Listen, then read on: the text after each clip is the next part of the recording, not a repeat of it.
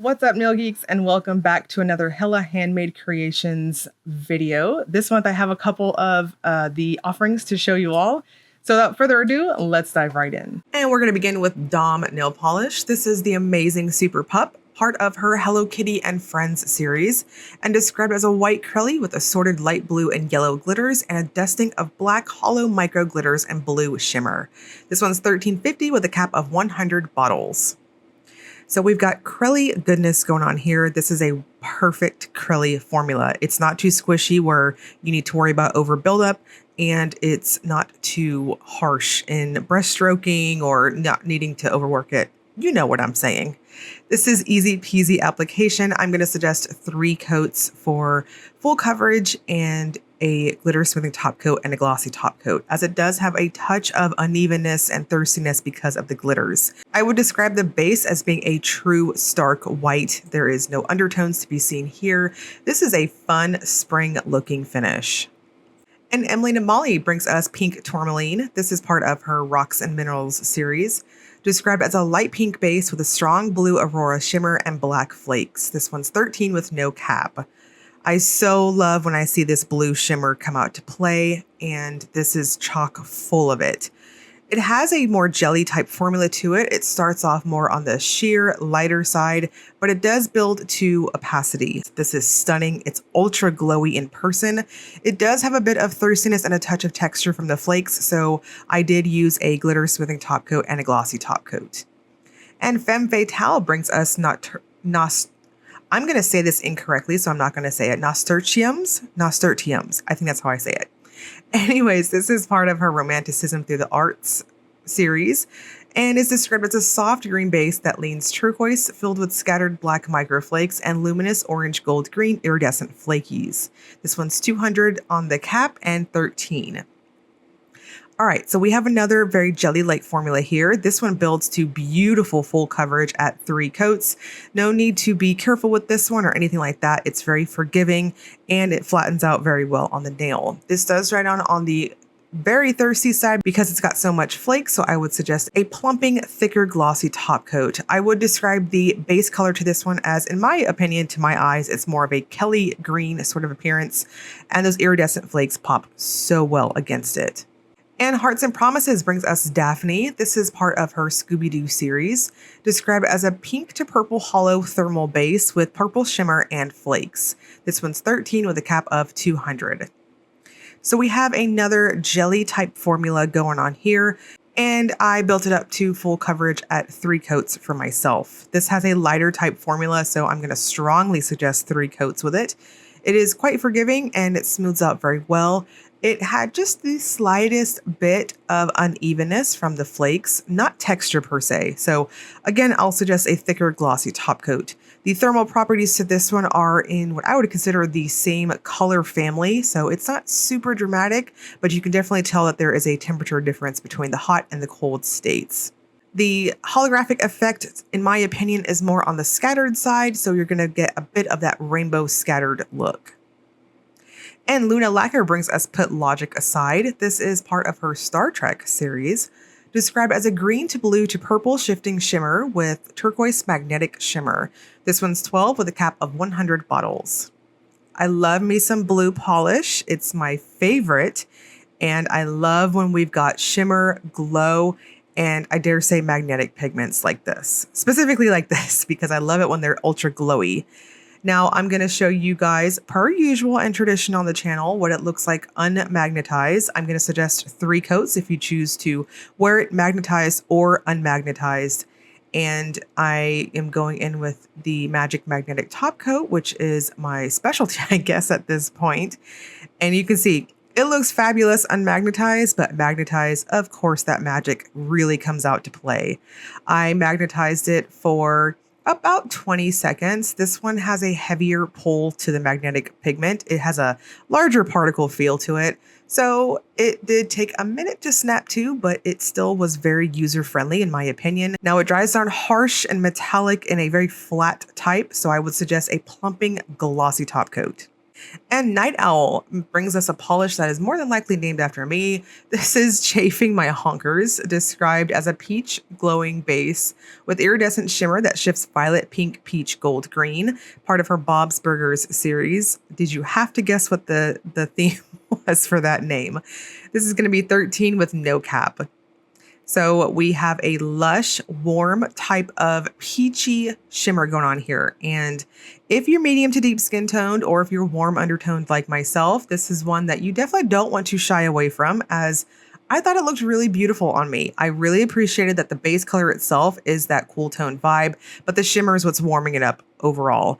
My photos came out a little wonky with the peach on peach looking appearance with my skin tone. So for color accuracy, please refer to the actual video portion for what I'm seeing in person. I'm going to suggest 3 coats and a glossy top coat. And Pampered Polishes brings us Life's a Witch, Then You Fly. This is part of her new Halloween series and is described as a bright, shimmery grape purple base with a linear hollow effect. This one's 13 with no cap. So we have a very plumping formula going on here. This is quite squishy in how it applies. However, it's incredibly forgiving on brush strokes. I feel like on that second and third coat, I kind of overworked it, but as you can see, it self-leveled really well. Now I'm going to suggest 3 coats on it. Even though it's very, very squishy, I still think that extra coat really amplified this overall purpley glowy sort of effect. The holographic look to me is what I would consider a very, very dense scatter that will pop out in the sun really well. And Paradox brings us If You Can't Love Yourself, described as a Kelly green base with pink, gold, coral, shifty magnetic pigment, red, pink iridescent flakes, and scattered hollow. This is part of her RuPaul's Drag Race and All Stars series. Price is $13.50 and there is no cap. So we've got another lovely green. Apparently I'm not the only one with spring on the mind for colors I'm gravitating towards. If You Can't Love Yourself also has an incredibly jelly formula to it. It is on the softer side in terms of, in your face, overall opacity, things like that. I consider this almost a milky sort of finish, just in how it looks. Less cream-like, if you will. In my opinion, this looks great magnetized or unmagnetized. Regardless, I'm going to suggest 3 coats and a glossy top coat. In my opinion, the magnetic pigment itself is quite a bit on the subtle side. It kind of gives you this almost ghostly sort of thing at angles as you wiggle your nails around. So either way, whichever way you prefer to wear it. And Rogue brings us Mermaid Lagoon. This is described as a rich, blurble crelly with a rainbow of glass flakes. This is part of her Peter Pan series. Price is $13 and there is no cap. So another jelly formula, but this one built up so perfect and dense for me at 2 coats. Now I went in Trisha style, meaning I tend to polish a little heavy handed. I tend to overwork my polishes a little bit. It's just, I'm a control freak and that's what I like. So even if you're like me and you tend to go in real ham and hardcore, it's forgiving, even though it's just packed full of these flakes. They laid down beautifully. I'm going to suggest 2, possibly 3 coats, depending on how you polish, and a really good glossy top coat, as this will dry down flat. And Sassy Sauce brings us Buckle Up Buttercup. I almost said that incorrectly. This is a vampy, cool tinted red base with black and gold reflective glitter. This is part of her Shoes series. Price is $13 and there's a cap of 500 bottles. This is a red to end all reds. This is like lingerie if lingerie was a nail polish. It's so pretty.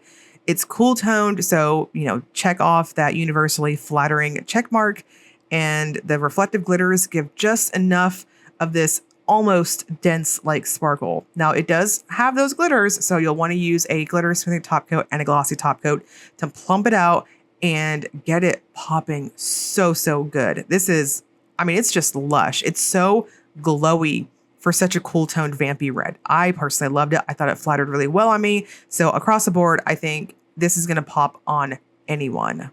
And Sassy Sauce is also bringing us a Mother's Day duo. This is what the bag is going to look like if you order it. I'm also rocking Buckle Up Buttercup there too.